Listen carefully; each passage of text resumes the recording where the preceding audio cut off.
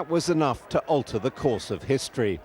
He took Britain into the European community with dramatic repercussions for the country and for the Conservative Party.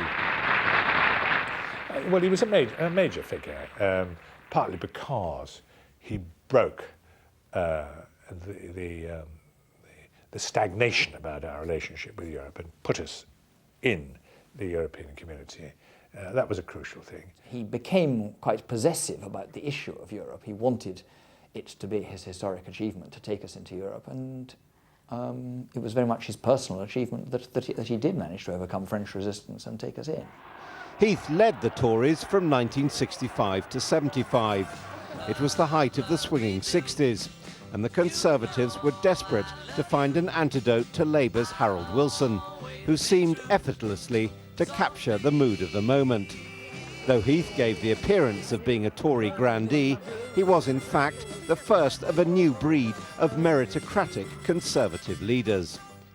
His father was a tradesman and his mother had been in service. But clever and ambitious, the young Ted won scholarships to grammar school, then to university.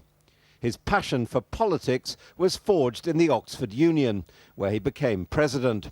As a student, he travelled to pre-war Germany, attending a Nuremberg rally and meeting Goering, Goebbels and Himmler. This made Heath a fierce opponent of appeasement and convinced him of the need for a unified democratic Europe. Distinguished military service followed during the Second World War, before Heath embarked on his political career. But Edward Heath had the misfortune to become Prime Minister at a time when Britain was bitterly divided and groping for a role in the world. Heath spoke of the unacceptable face of capitalism, and it was under his rule that income distribution was most fair, largely because of high taxes. However, his premiership was blighted by repeated clashes with the miners, which were to prove disastrous. There is only one thing that might stop us as a nation from solving that problem by fresh effort and fresh achievement. And that is our habit of damaging ourselves by an unnecessary industrial action. On the 1st of January 1975, Heath was forced to impose a 3-day week in a desperate bid to save energy. We are asking you to cut down to the absolute minimum the use of electricity for heating and for other purposes in your homes. Unable to find a compromise, Heath reluctantly threw down the gauntlet, asking the electorate to decide who governs Britain.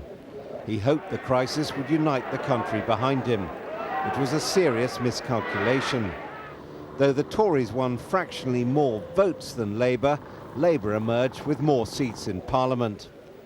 A second election defeat later the same year effectively ended his tenure as party leader. Even though Heath had promoted his successor, Margaret Thatcher, to the cabinet, his stubborn refusal to embrace the new regime was dubbed the longest sulk in history. Prime Minister for a mere 4 years, Heath was an MP for more than half a century, representing Bexley and Sidcup in Kent, and eventually becoming Father of the House. He maintained a high profile, not least when he made his contentious visit to Saddam Hussein during the First Gulf War to secure the release of British hostages. And he had a rich life beyond Westminster, which would bring him as much fame and some would argue more success than politics. On his racing yacht, Morning Cloud, he captained the world champion team, winning the prestigious Sydney to Hobart race in 1969.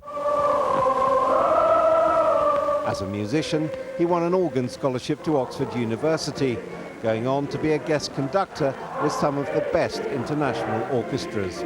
What's more, he wrote best-selling books about both hobbies. But above all, Edward Heath was a House of Commons man. When he finally retired as an MP in 2001, he was created a Knight of the Garter, but he refused to go to the House of Lords, an institution for which he never bothered to hide his contempt. Instead, he continued to pursue his musical and business interests, mainly in Japan and China, and to enjoy his home in the close of Salisbury Cathedral. It's been a remarkably full life, and I've enjoyed it enormously. Out of all the things he'd done, though, Sir Edward believed his greatest achievement was becoming Prime Minister all those years back in the 1970s. There are calls tonight for Turkey's entry talks to the EU to be postponed following the bombing of a tourist minibus which killed British woman Helen Bennett. It comes as police determined that the explosive was hidden in a waste pack under a seat in the minibus. Sky's Juliet Errington reports.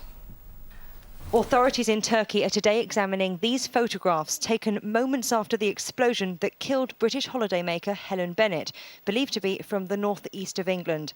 Other members of her family are believed to be among the injured. They were travelling with tour operator Thomas Cook.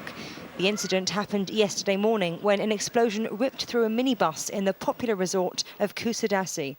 A total of 5 people, including an Irish student in her 20s, died, and 11 were hurt when explosives detonated as the bus was driven from the town centre to a beach. We were in a street and we heard the explosion. At first we didn't realise it was a bomb. And then because of the explosions in London, we thought this is possibly a bomb. We were very, very nervous. But this will not spoil our holiday. We will come back here again. 5 Britons were injured in the blast and at least 2 are still being treated in hospital. Their condition is described as serious. Police had initially feared the blast was the work of a female suicide bomber, but said they now believed explosives were planted on the vehicle. Sir Peter Westmacott, the UK ambassador to Turkey, went to the blast site this morning. He's also been visiting injured Britons in hospital. We have 2 who are serious but stable, and the other 3 who are not as badly injured, but who've nonetheless had a pretty rough time and have cuts and burns and so on, but whom we hope would be fit to return to the UK within a day or 2. Turkish authorities believe Kurdish PKK separatists planted the bomb. Juliet Errington, Sky News. Now let's take a look at the first editions of the morning papers, which were printed before it was known that Sir Edward Heath had died. Reports that the London bombings were linked to the government's decision to go to war with Iraq. That's the top story in The Guardian. The photograph, though, is of Tiger Woods winning the Open Championship in Scotland. The Mail has the same story about the London attacks being linked with the Iraq War. The picture is of the actress Sienna Miller. The Independent has 6 images from Iraq this month showing the scale and horror of suicide bombings there since the London attacks. According to the Mirror, suicide terrorist Jermaine Lindsay bought £900 worth of perfume to use in homemade bombs. The Sun reports that actor Jude Law is having an affair with a former nanny. You're watching Sky News, still to come. We'll be getting more tonight on the death of the former Prime Minister Sir Edward Heath. We'll be talking live to our political editor Adam Bolton, who knew him well. And tributes have come in from Baroness Thatcher, who said he was a political giant. Also tributes from the current Prime Minister Tony Blair, who praised his strength of belief, and the current Conservative Party leader Michael Howard. More coming up for you in our next hour.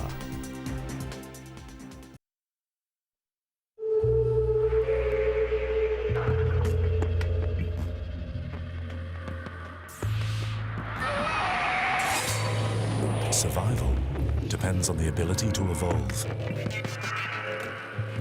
Introducing the most advanced Mondeo yet. The new 2005 Mondeo. Evolution is beautiful. From this, Magnet designed my perfect kitchen. You could save 50% in the Magnet sale and get free AEG appliances. What happens in your kitchen? Is this the help desk? Yes, it is. I need help with this. What is it? It's me. You? Me. Important numbers. Social security, bank accounts, passwords, PINs. Your identity. I'm afraid it'll be stolen. Oh, we're working on biometric security and advanced encryption. What's that? Things to keep you secure.